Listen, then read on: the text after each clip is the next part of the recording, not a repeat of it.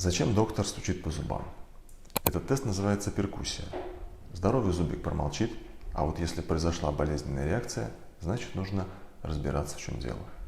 Кроме перкуссии, к основным методам обследования относятся еще осмотр ротовой полости и пальпация. В нашей стоматологии работают специалисты с большим опытом, которые помогут вовремя выявить проблему и назначить корректный план лечения. Пишите в комментариях слово «консультация», чтобы попасть на первичный бесплатный осмотр.